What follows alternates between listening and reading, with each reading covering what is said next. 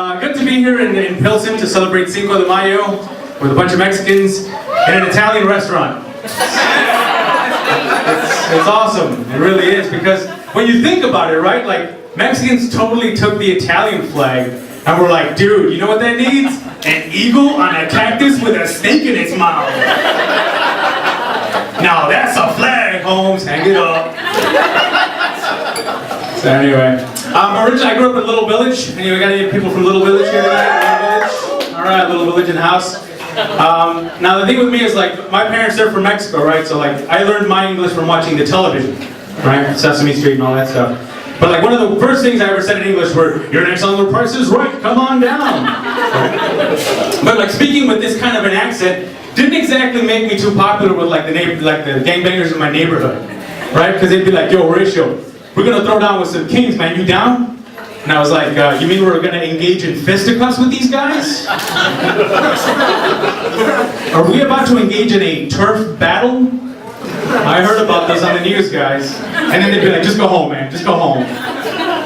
Another time, right, they were like tagging up a wall in my neighborhood, and they wrote like, and I'm not endorsing a gang, by the way, so if any gangbangers are here tonight, because I know after the show, "Hey, I heard you doing that pro 2-6 stuff, man. Stop it." No, these guys, they were tagging up a wall, and they wrote like "King Killer" in big letters, right? And I was like, I see what you guys are doing. I saw this on a nature program where deer pee on things to mark their territory. You guys are peeing on their wall, marking your territory. Got it, I'll go home, all right. But then, like, before I leave though, guys, you guys spelled killer with an A at the end? It's E-R? If we're gonna offend the other gang, let's at least be grammatically correct. Let's not make fools of ourselves here, people. So yeah, it was interesting growing up in that area.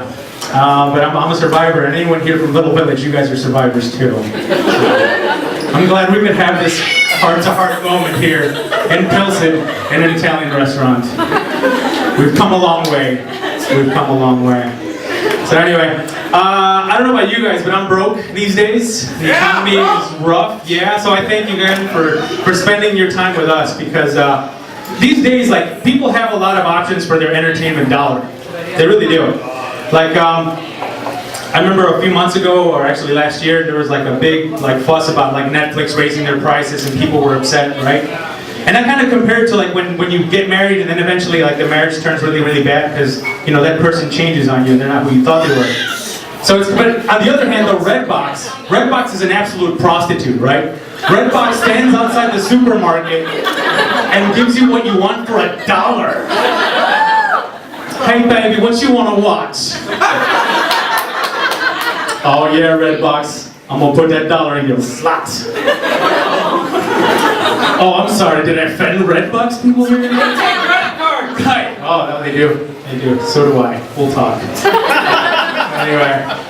But yeah, no, being broke though is really tough. I recently had to sell my guitar. I know, all you guys are music lovers. Yeah, I went to Guitar Center, right, and I took the guitar and even when I brought it in to sell it, like, they all had this sad look on their face, like, really? Times are tough, huh? And I hand the guitar over to the guy at the Guitar Center, right? And I think all those guys, part of the requisite to work there is you have to know how to play the guitar, right? So to test it out, the guy starts playing it. And when I used to play the guitar, it was like, this is cool, we're rocking now, we're gonna be a rock star. When this guy played my guitar, it was like, I've never been touched like this before! Oh my God, your fingers feel good on my fretboard! I started to get really upset. Show off. But think about it though, if you were going through a divorce and you had to turn in your wife at the end of the marriage, and they have a guy to test her out, and he's making her do notes or the sounds that you could never make her do before, you'd start to get upset too. So the more this guy played my guitar, I started going, that guitar is faking! Stupid cheating guitar. Anyway. But yeah, no, the economy's getting really, really bad. I really, and I want it to get worse though, because I want it to get to the point where women look at me and they go, that guy knows where food is. That is just hot. Ooh, baby, tell me about these 3 square meals a day. $1 menu. Ooh, girl, he too rich. My inner black girl, by the way. Just so you know. Turning 35 this year. I'm getting old and dying. Let's cheer that. Let's cheer that. Yeah, I'm dead. Now, turning 35 now. I went and did my taxes not too long ago, and my tax preparer, I handed him my forms, and he saw my date of birth, and he goes, "Oh man, you're turning 35 too? Yeah, man, it's crazy, right? 35, man, halfway to 40."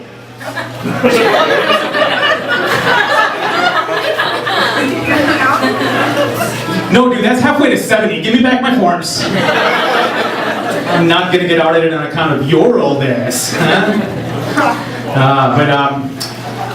One of the best things I ever heard, I used to work at a country radio station, US 99. Oh, we got country listeners. Woo. I met some of the most interesting people working in country radio. And, the thing is this, that country people have a reputation for being stupid. And that's correct. I say more first, the fact that I met this guy, right, and he came up to me and he goes, "Man, dude, I got a 4-year-old daughter, man. I ain't seen her in 5 years."